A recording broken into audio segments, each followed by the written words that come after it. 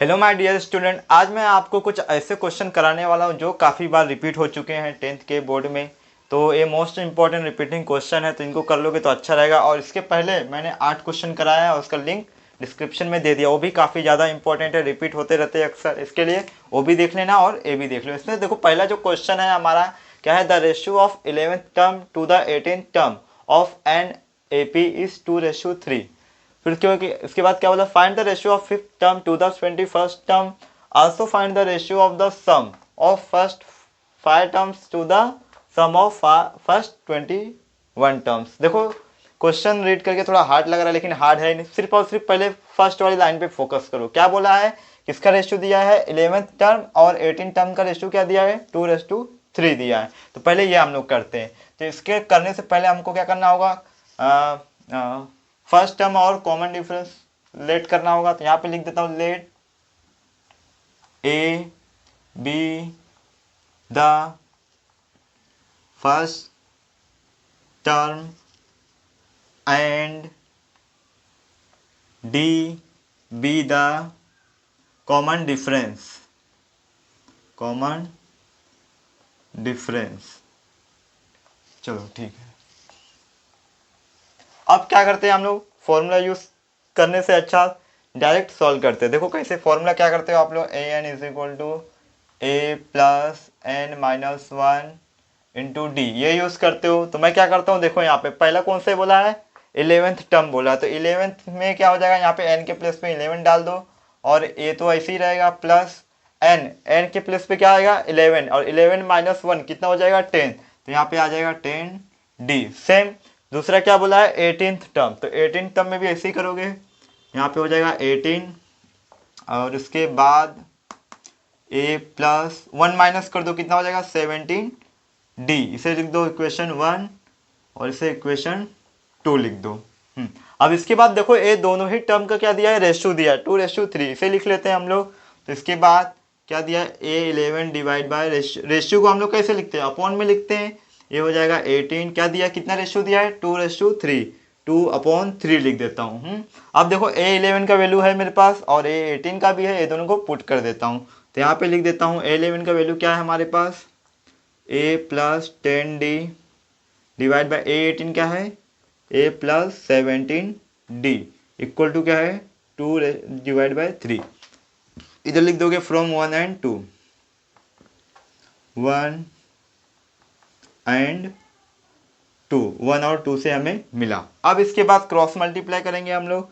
Cross multiply करेंगे, 3 का multi में होगा तो हो जाएगा 3a प्लस 10, 3 10 जा कितना होता है 30, ये हो जाएगा 30d इज इक्वल टू 2 का मल्टीप्लाई इसमें करो 2a हो जाएगा, प्लस 72 का कितना होता है 34, और d साथ में रहेगा। अब इसमें भी देखो क्या करते हैं हम लोग, 30 को यहाँ पे लेके जाओ, 30d को, और ये 2a को यहाँ पे लेके आओ, 3a 2a प्लस में यहाँ पे आएगा माइनस में हो जाएगा, इज इक्वल टू 34d ऐसे ही रहेगा।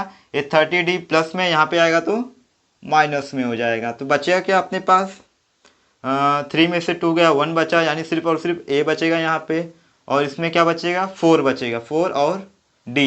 तो a का वैल्यू कितना आ गया अपने पास 4d आ गया। ये हो गया हमारे पास a का वैल्यू, इसको भी बॉक्स में लिख दो लिखना है तो।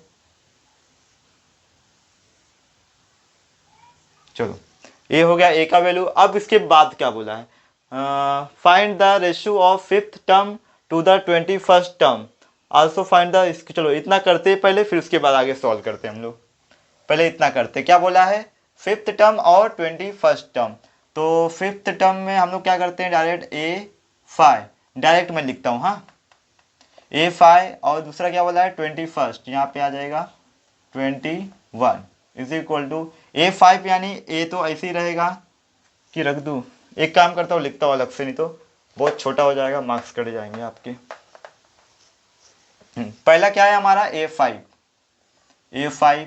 तो a और प्लस n, यहाँ पे क्या होगा 1 माइनस करो 4, तो ये हो जाएगा 4d। फिर दूसरा कितना है, दूसरा कहाँ गया 21st है, तो यहाँ पे आएगा 21st a प्लस 1 माइनस करो 20d। अब इनको रेशियो के फॉर्म में लिखो, तो इनको अगर रेशियो में लिखोगे तो therefore A5 divide by A21, A5 का वैल्यू क्या है A plus 4D divide by a क्या है A प्लस 20D। ए का तो वैल्यू है अपने पास, ए का वैल्यू है अपने पास, यहाँ पे लिख देते हैं put A equal to 4D in above equation, एबो इक्वेशन।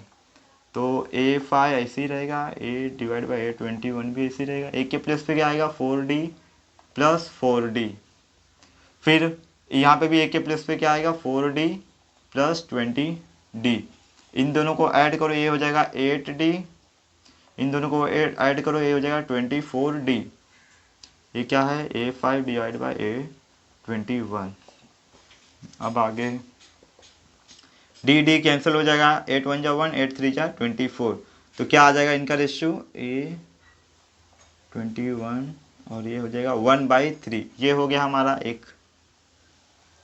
चलो इतना कंप्लीट हो गया। अब लास्ट वाला देखते हैं, also find the ratio of the sum of first. Sum of बोल दिया है, सम ऑफ वाले में हम लोग क्या करते हैं SN वाला यूज करते हैं।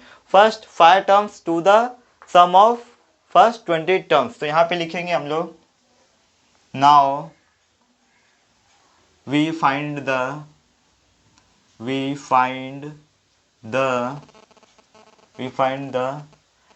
of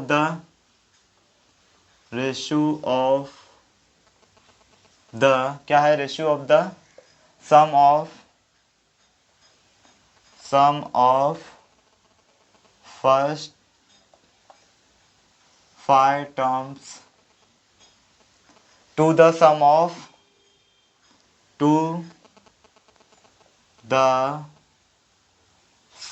of first 21 terms.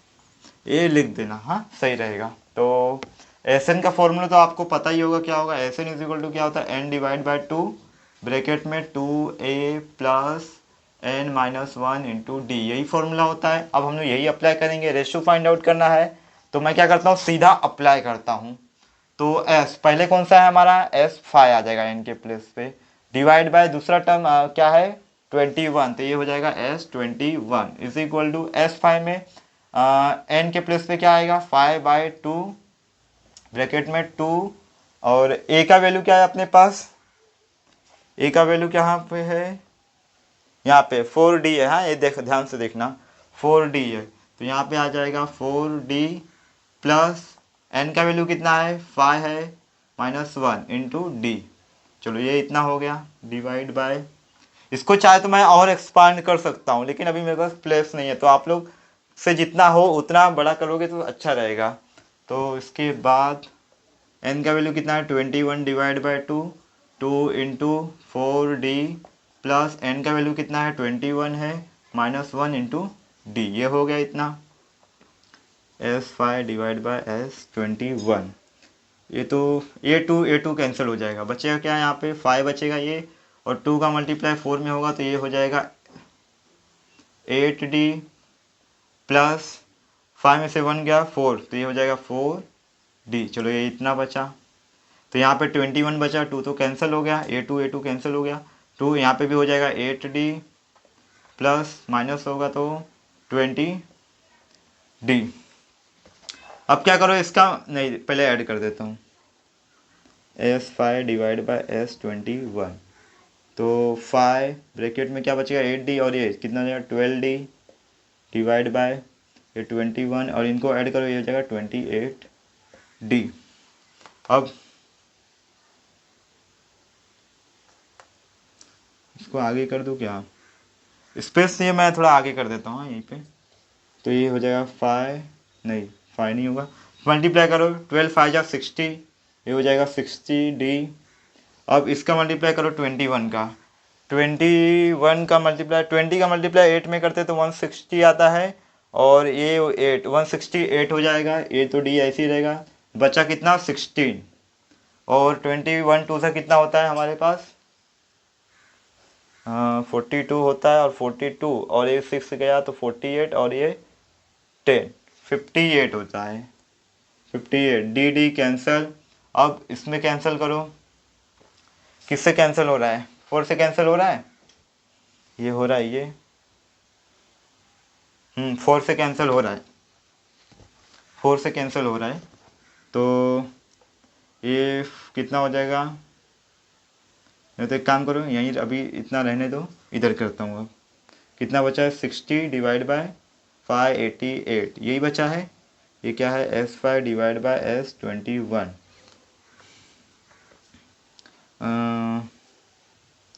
4 1 जा 4, 4 5 जा 20, और ये 4 1 जा 4, 4 4 जा 16, और 4 7 जा,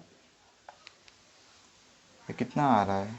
ठीक है, 4 7 जा 28, फिर कैंसिल हुआ क्या? 3 5 जा, हाँ 3 से कैंसिल हो रहा है, 15, और 3 3 4 जा होगा, 3 4 जा 12, 2 गया, 3 9 जा 27। कितना आ रहा है?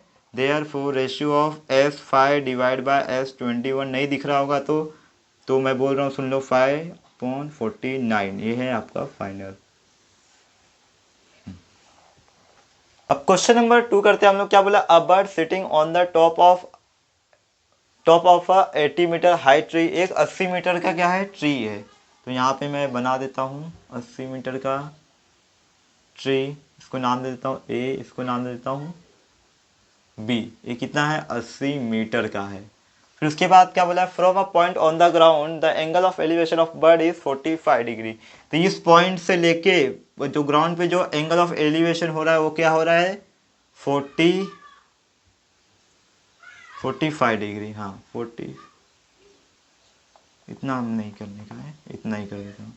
कितना हो रहा है? 45 डिग्री हो रहा है। इसके बाद ये स्ट्रेट बना लेना आप लोग, हाँ मैं फटाफट बना दे रहा हूँ। फिर the bird flies away horizontally in a such a way that it remained at a constant height from the ground. After 2 seconds, the angle of elevation of the bird from the same point is 30 degree. Find the speed of the flying bird.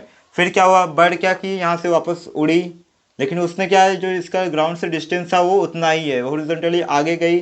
फिर थोड़े बाद 2 second बाद क्या हुआ? Angle of elevation 30 degree हो गया। कितना हो गया? 30 डिग्री। और जो डिस्टेंस है ग्राउंड से लेके यहाँ तक, अरे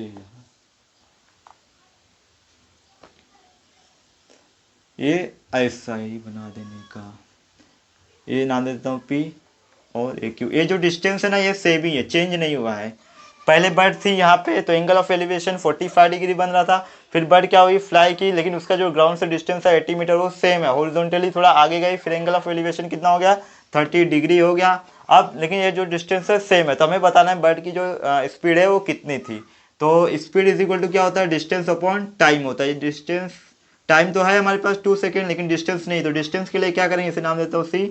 तो ये डिस्टेंस और ये डिस्टेंस ऐड कर देंगे, फिर हम लोग 2 से डिवाइड कर देंगे, बस बर्ड की जो स्पीड है वो हमें मिल जाएगी। तो मैं डायरेक्ट सॉल्व करता हूँ, आप लोग ये सब लिख दे रहा। Let A B with the first tree, फिर उसके बाद ये सेकेंड पे था, और उसका जो स्पीड था, स्पीड नहीं था, जो जब ग्राउंड से लेके जो डिस्टेंस था, मतलब हाइट था, वो क्या था? सेम था। ये सब लिख देना आप लोग। तो ए बी का वैल्यू कितना है? ये लिख देता हूँ मैं डायरेक्ट, 80 मीटर है। फिर उसके बाद पहले क्या करेंगे? हम लोग ए लेते हैं, in triangle A B C, in triangle A B C. Triangle A B C में क्या है? देखो थीटा का वैल्यू कितना है? ये है, हाँ ये पहला 45 डिग्री, ये 30 वाला इसका है, 45 डिग्री है। और हमें चाहिए क्या? बी सी चाहिए, और हमारे पास ए बी है। तो ये थीटा है, तो थीटा के अपोजिट में क्या होता है हमारा? अपोजिट साइड होता है, अपोजिट साइड हो जाएगा। फिर और ये क्या हो जाएगा? हमें बी सी चाहिए, तो ये क्या हो जाएगा? थीटा का एडजेसेंट साइड हो जाएगा, ये 90 डिग्री है, ये क्या हो जाएगा? एडजेसेंट। तो ऐसा कौन से ट्रिग्नोमेट्रिक रेशियो में होता है? Adjacent, opposite upon adjacent. Sine का अपोजिट होता है और कॉस का एडजेसेंट, हाँ 10 में होता है। तो यहाँ पे लिख लोगे आप लोग 10 थीटा। थीटा का वैल्यू कितना है अपने पास? 45 डिग्री है, इज इक्वल टू क्या होता है ये? अपोजिट, अपोजिट क्या है हमारा? ए बी है, और डिवाइड बाय एडजेसेंट क्या है हमारा? B C. ए बी का वैल्यू कितना अपने पास? 80 है, और बी सी हमारे पास नहीं है। तो 10/45 क्या होता है? टेबल याद नहीं है तो अगर साइन का याद है, साइन का क्या होता है? हाँ 0 1 1/√1 होता है। tan 40 का वैल्यू 45 का वैल्यू 1 होता है, BC का मल्टीप्लाई यहाँ पे हो जाएगा 1 में, तो BC ही रहेगा, ये हो जाएगा 80। तो हमारा BC कितना आ गया, 80 मीटर आ गया। अब हमें क्या चाहिए, हमें BQ चाहिए, तो दोनों ऐड कर देंगे। फिर आ जाओ, अब दूसरे में आ जाओ, इन ट्रायंगल PQC में आ जाओ, इन ट्रायंगल PQC। अब इसमें भी देखो, इसमें थीटा का वैल्यू क्या रहेगा, 30 डिग्री रहेगा, इसके अपोजिट पे क्या है, ये है। तो और हमें चाहिए क्या, ये पूरा ले लो, QC ले लो पूरा, QC पूरा ले लेंगे तो ये भी हो जाएगा सेम, अपोजिट अपॉन एडजेसेंट। तो इसमें भी क्या रहेगा हमारा, 10 ही रहेगा, 10। थीटा का वैल्यू कितना है, 30 डिग्री है, इज इक्वल टू अपोजिट क्या है हमारा, PQ डिवाइड बाय एडजेसेंट क्या है हमारा, QC। चलो 10 30 का वैल्यू क्या होता है,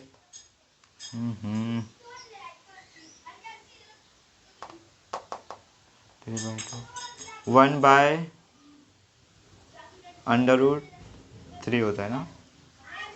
एक मिनट, मैं साइन का कितना होता है, साइन 30 का होता है 1/2, और कॉस 30 का होता है √3/2। ये 2 कैंसिल, बचा 1/√2। ठीक है, सही है। PQ कितना है अपने पास, 80 है। और QC में देखो क्या क्या है, QC में है BC प्लस QB, तो क्या हो जाएगा ये, BC प्लस QB, और ये होगा 1/√3, ऐसे ही रहेगा, 80 भी ऐसे ही रहेगा। BC का वैल्यू तो है अपने पास 80, प्लस QB ऐसे ही रहेगा। ये जो एक्स्ट्रा ही मिटा देता हूँ। अब इसके बाद क्रॉस मल्टीप्लाई करो, ये 80 और प्लस QB का मल्टीप्लाई 1 में होगा, तो कितना हो जाएगा, 80 plus QB is equal to, इसका मल्टीप्लाई इसमें होगा तो ये हो जाएगा 80/3। अब इस 80 को वहाँ पे लेके जाओ, 80/3 माइनस 80 कॉमन ले लो, 80 कॉमन ले लूँगा तो बचेगा क्या, यहाँ पे √3 बचेगा और यहाँ पे -1 बचेगा। तो आगे सॉल्व करना है तो कर सकते हो, क्योंकि √3 का वैल्यू दिया हुआ है, माइनस करेंगे तो ठीक है, करते हैं चलो।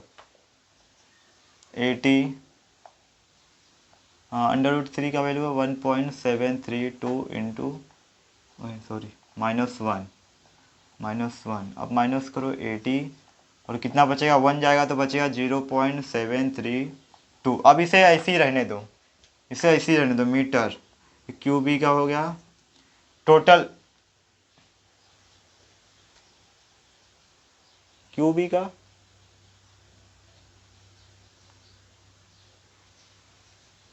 का, हाँ ठीक है, QB का, हाँ हमें QB का ही चाहिए, क्योंकि बर्ड क्या हुई, यहाँ से उड़ के यहाँ पे गई, तो यानी ये इतनी डिस्टेंस से डिवाइड करेंगे हम लोग।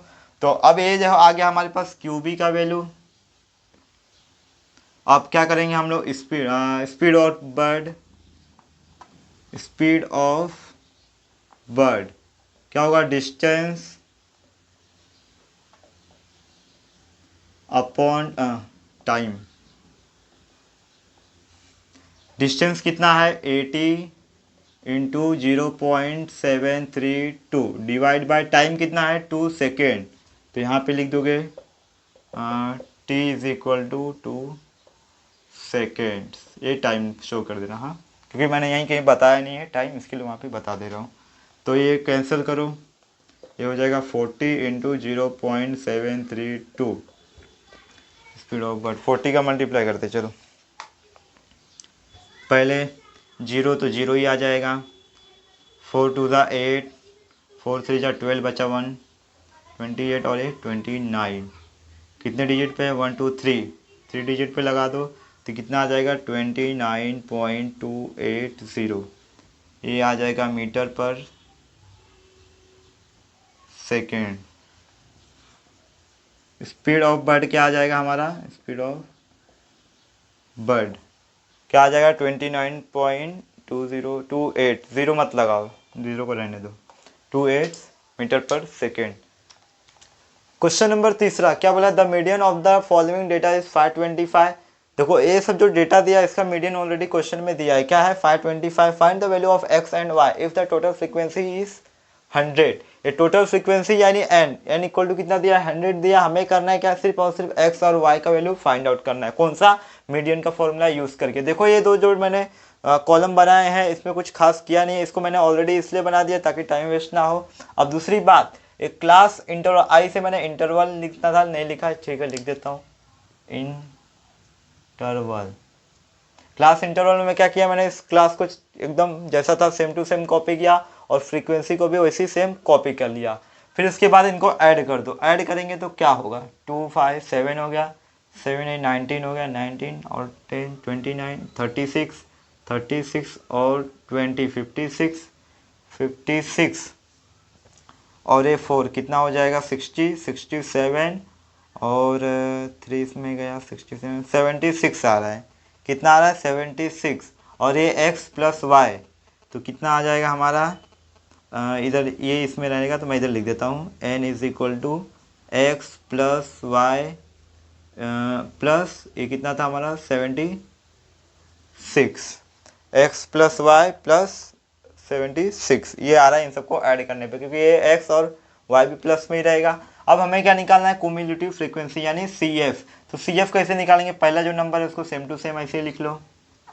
फिर इसके बाद क्या है, 5 को इसमें 2 में ऐड कर दो, यानी क्या हो जाएगा 2 + 5 कितना हो जाएगा 7। अब इस 7 को यहाँ पे लिख दो।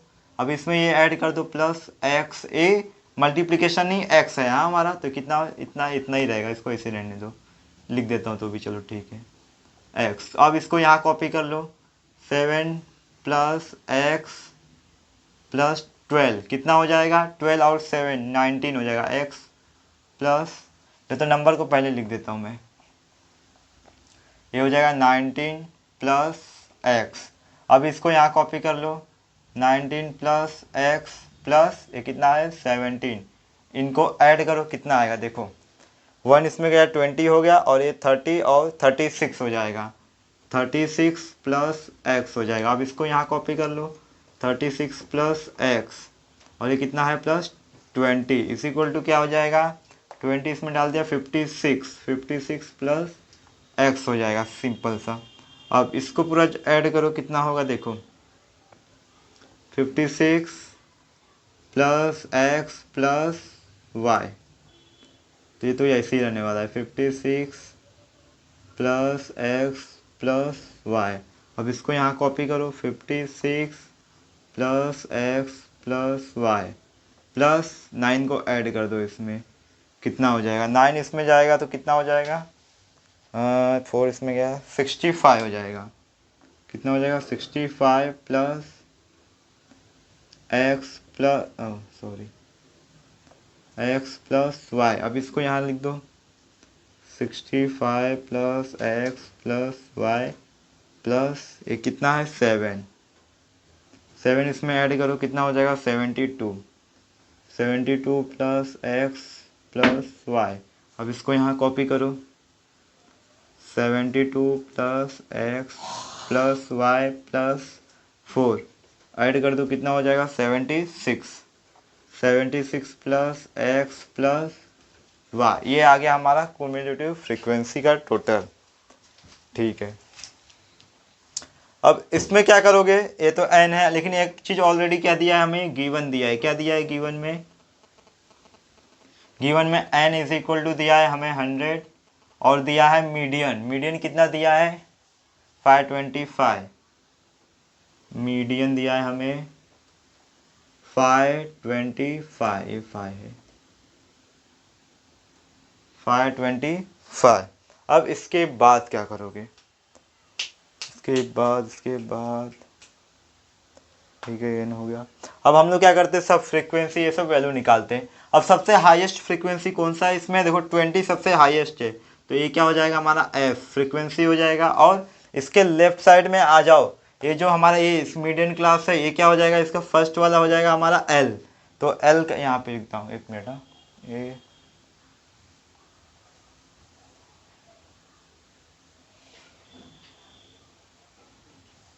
अब जो गिवन है L का वैल्यू कितना हो जाएगा, देखो पहले फ्रीक्वेंसी क्या है 20, हाईएस्ट फ्रीक्वेंसी F होगा। अब इसके लेफ्ट में आ जाओ, lower limit of the class क्या है 500, तो ये हो जाएगा 500 एल मतलब lower limit of the median class. फिर 500 हो जाएगा। अब इन सब के बीच का डिफरेंस क्या है, 100 है। 600 और 700 के बीच का मतलब देखोगे कहीं भी तो 100 का ही डिफरेंस है, तो वो होता है हमारा क्लास साइज, जिसे हम लोग एच से डिनोट करते हैं। एच मतलब क्लास साइज, ये सब आप लोग लिख देना। कितना है ये, 100 है। और क्या दिया है, ये तो एल हो गया, यहाँ बता देता हूँ हाँ मैं समझने के लिए। एल हो गया और उसके बाद 500 हो गया, एफ हो गया। अब ये जो हाईएस्ट फ्रीक्वेंसी है इसके ऊपर जाओ और राइट में जाओ, ये जो होगा ना ये क्या हो जाएगा हमारा, सी एफ क्यूमुलेटिव फ्रीक्वेंसी। तो क्यूमुलेटिव फ्रीक्वेंसी सी एफ क्या हो जाएगा हमारा, क्या है 36 प्लस एक्स। समझ में आया ना। सिर्फ और सिर्फ खाली इतना याद रखो, हाईएस्ट फ्रीक्वेंसी क्या है 20 एफ। इसके लेफ्ट साइड में एल मिल जाएगा क्लास साइज, तो इनके बीच का डिफरेंस एच हो जाएगा 100। और सी एफ इसके ऊपर जाओ फिर राइट में चले जाओ, या फिर राइट में जाके ऊपर चले जाओ, वो हो जाएगा सी एफ। और कुछ बचा है क्या, ठीक है, और कुछ जो बचा होगा हम लोग देख लेंगे। आइए करते हैं अब। पहले क्या करते हैं हम लोग, देखो n इज इक्वल टू क्या दिया है, x plus Y plus 76। n is equal to x plus Y plus 76। लेकिन n का वैल्यू तो ऑलरेडी दिया है हमें देखो, और उधर पे भी दिया है टोटल फ्रीक्वेंसी n। तो n का वैल्यू कितना है 100, तो n के प्लस पे रख दो 100 is equal to x plus Y plus 76। इसमें 76 माइनस कर दो तो x plus y is equal to, इसमें 76 माइनस करेंगे तो आ जाएगा 24, ये आ गया। अब क्या करते हैं, हम मीडियन का फॉर्मूला यूज़ कर लेते हैं डायरेक्ट। तो median is equal to L plus, a formula है n/2 माइनस सी एफ मतलब cumulative frequency divide by F मतलब फ्रीक्वेंसी इंटू एच मतलब क्लास साइज। अब मीडियन तो ऑलरेडी दिया हुआ है क्वेश्चन में, देखो बोला है मीडियन 525, और मैंने यहाँ पे भी कहीं बताया था median 525 is equal to L का वैल्यू कितना है 500, एल मतलब lower limit of the median class, plus n/2, n का वैल्यू कितना है 100 है। 100 को 2 से डिवाइड करेंगे तो कितना हो जाएगा 50। और ये सी एफ क्यूमुलेटिव फ्रीक्वेंसी कितना है 36 प्लस एक्स, ये है डिवाइड बाय एफ मतलब फ्रीक्वेंसी। एफ मतलब फ्रीक्वेंसी 20 यहाँ पे दिया हुआ देखो, और कहीं नहीं लिखा है क्या मैंने फ्रीक्वेंसी एफ, ठीक है यहाँ पे लिख देता हूँ। एफ कितना दिया है 20 फ्रीक्वेंसी, ठीक है। एच क्लास साइज कितना है 100 है। अब इन सबको सॉल्व करो फटाफट। ये 500 यहाँ ले लो, 525 माइनस 500 यहाँ ले लिया, चलो इसकी स्टोरी ख़त्म हो जाएगी।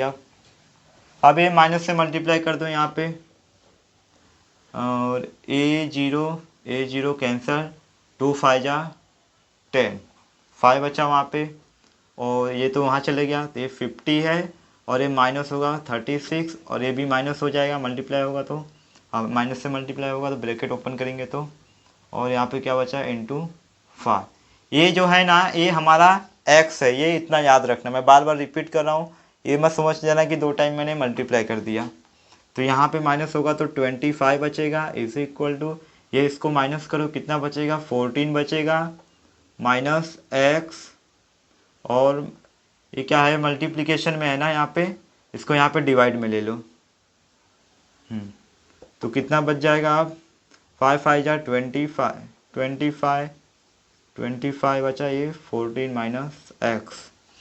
कैलकुलेशन ध्यान देना, हाँ मैंने इस 5 को डायरेक्ट यहाँ पे ले लिया, इसमें 25 बचा था और 14 माइनस एक्स बचा था। हाँ अब 5 को वहाँ पे ले लो, x is equal to 14 minus 5 बचेगा कितना, x is equal to 9। x का वैल्यू अपने पास आ गया, लेकिन हमें क्या चाहिए y का भी वैल्यू चाहिए। तो y के वैल्यू के लिए क्या करोगे, एक काम करो इसे इक्वेशन 1 ले लो, तो यहाँ पे लिख दो कितना दिया है x plus y is equal to 24 from equation 1 x का वैल्यू है अपने पास 9 plus y is equal to 24, y is equal to 24 minus 9, तो y का वैल्यू कितना आ जाएगा 15 आ जाएगा। Therefore x is equal to कितना हो जाएगा 9 and y is equal to कितना हो जाएगा 50।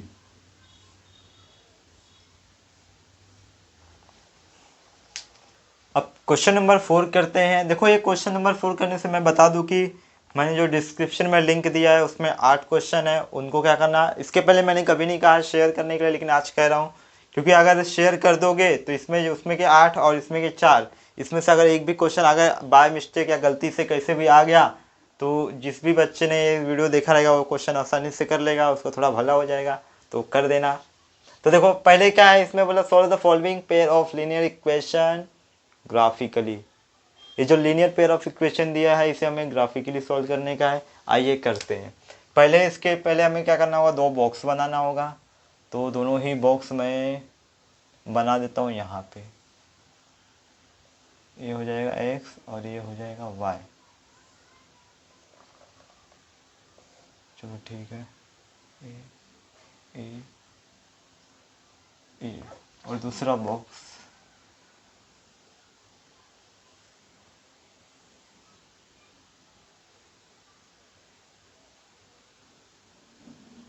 ये हो जाएगा x, ये हो जाएगा y। ठीक है, पहला क्या है इक्वेशन, देखो हमारा x plus 3y is equal to 16। तो आपके पास दो ऑप्शन है, चाहे y को इस साइड रखो चाहे x को, कोई भी एक वेरिएबल रखो, लेकिन रखो। तो यहाँ पे क्या करता हूँ 6 माइनस 3y, ये प्लस में था यहाँ हो गया माइनस में। अब क्या करो, y का कोई वैल्यू पुट करो। y का पहले मैं क्या करता हूँ 1 पुट करता हूँ, y is equal to 1 put करो।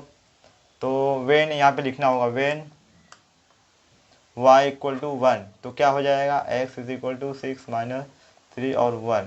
तो माइनस करो कितना आ जाएगा 3, x का वैल्यू कितना आ गया 3। अब वापस पुट करो, वेन y इक्वल टू क्या पुट करूँ, अब मैं 2 पुट करता हूँ। अब y इक्वल टू मैं 2 पुट करूँगा तो क्या हो जाएगा, तो ये हो जाएगा 3 2 6 और 6 माइनस 6 जीरो हो जाएगा। ये हो गया हमारा जीरो। अब एक और करना है तो कर सकते हो, नहीं तो 2 से भी आ जाएगा, लेकिन मैं एक और कर देता हूँ। तो when when when when when when क्या पुट करो, y इज इक्वल टू, बोलो फटाफट, आप तो बोल नहीं सकते, सिर्फ कमेंट कर सकते हो। 2 भी हो गया, 1 भी हो गया, 3 नहीं करता हूँ माइनस में आ जाएगा, तो 1 भी हो गया, 2 भी, 0 पुट करता हूँ, y इक्वल टू 0 सीधा।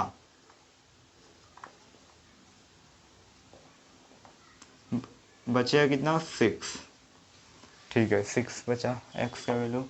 अब ये दूसरा इक्वेशन के लिए करता हूँ मैं फटाफट। दूसरा इक्वेशन क्या है हमारा, 2x minus 3y is equal to 12। तो वापस x को ऐसे ही रहने दो, ये 12 माइनस में यहाँ आ जाएगा प्लस में हो जाएगा, और इसको डिवाइड में ले लो यहाँ पे 2 को। वेन y इक्वल टू क्या पुट करूँ, पहले y इक्वल टू 2 पुट करता हूँ। अगर मैं y इक्वल टू 2 पुट करता हूँ डिवाइड बाई 2, अब मैं फटाफट करता हूँ। हाँ 3 2 जा, नहीं यार प्लस में है ना, तो बड़ा हो जाएगा नंबर। 1 पुट करता हूँ पहले, 1 y इक्वल टू 1 पुट करता हूँ, तो 3 1 15 आ जाएगा। नहीं ये भी मत पुट करो, पॉइंट में आ रहा है आंसर। पहले 0 ही पुट करके देख लेते, जो होगा देखेंगे। ये हो गया 0, बचा 12, 2 6 जा 12, तो ये x का वैल्यू कितना आ गया 6। अब वापस पुट करो, वेन y इक्वल टू, अब क्या करता हूँ मैं माइनस में पुट करता हूँ, y इक्वल टू -2 पुट करता हूँ, तो क्या हो जाएगा ध्यान से देखो यहाँ पे 12 प्लस 3 माइनस 2 डिवाइड बाई 2। 3 2 जा 6, लेकिन माइनस में होगा तो 12 में से 6 जाएगा, बचेगा कितना 6, और 2 3 जा 6, यानी x का वैल्यू कितना आ जाएगा अपने पास 3 आ जाएगा। -2 पर करने पे कितना आया 3 आया। अब एक और कर दो,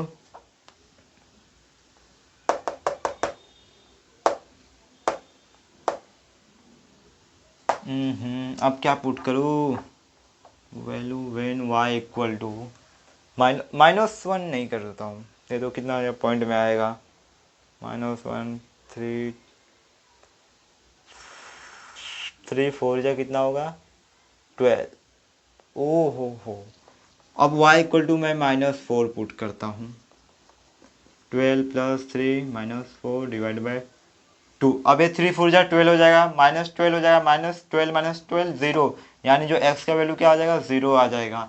-4 रखने पे x की वैल्यू क्या आया, 0 आया। अब क्या करना है मुझे, ग्राफ बनाने का है। तो ग्राफ मैं एकदम फटाफट सिंपल तरीके से बना देता हूँ, आप लोग देख लो। आप लोग सही से बनाना, मैं कैसे भी बना देता हूँ। देखो 1 2 3, काफ़ी दूर हो गया, 4 5 6 7, थोड़ा ऊपर ले लो, चलेगा, समझ जाना आप लोग। -1 -2 -3 -4 1 2 3 4 5 6 -1 -2 -3 -4। अब वैल्यू फटाफट मैं पुट करता हूँ, देख लो। अगर गलत होगा तो लेकिन आप लोग सही करना, हाँ मैं कैसे भी कर रहा हूँ। तो पहला क्या है मेरा, x का 3 है, y का 1 है। तो x एक्सिस क्या है, ये वाला है, इस पे 3 और y का 1, यानी यहाँ पे आ जाएगा। ठीक है, ये क्या है, ये 3,1। चलो, और दूसरा क्या है, 0,2, 0 और 2, यानी x पे 0 है, y पे 2 है, तो y पे 2 यहाँ पे आ जाएगा। तो हो जाएगा क्या, 0,2। फिर तीसरा है 6,0, यानी x एक्सिस पे 6 आ जाओ और इस पे 0 आ जाओ, तो ये कितना हो जाएगा, 6,0। अब एक स्ट्रेट लाइन खींच लो यहाँ से यहाँ तक।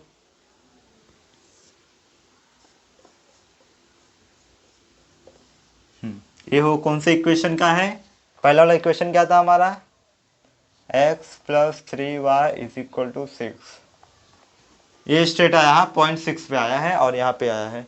अब दूसरा क्या है, 6 और 0, यानी x एक्सिस पे 6 0, ये भी सेम टू सेम आया, वाह। तो ये यहाँ पे लिख देता हूँ 6,0। फिर दूसरा 3, -2, यानी x एक्सिस पे 3 और ये -2 यहाँ पे आएगा, 3, -2। फिर है 0, -4, इस पे 0 रहेगा और ये x एक्सिस पे 0 और इस पे -4 यहाँ पे आएगा, 0, -4। अब इसको खींचो, देखो यहाँ पे है, ये हो गया और हमारा ये हो गया। तो कितना मिल रहा है, सिर्फ और सिर्फ दोनों ही जो लाइन है एक दूसरे को 1 पॉइंट पे इंटरसेक्ट कर रही है, तो हमें क्या मिला है, 1 सॉल्यूशन मिला है। और ये जो वैल्यू मिला है वो क्या मिला है, x एक्सिस से 6 और यानी ऐसे लिख दो x, y क्या मिला है हमें, x एक्सिस पे 6 है और y एक्सिस पे 0 है, तो 6, 0 मिला है हमें। आप लोग अच्छे से देख लेना, हाँ।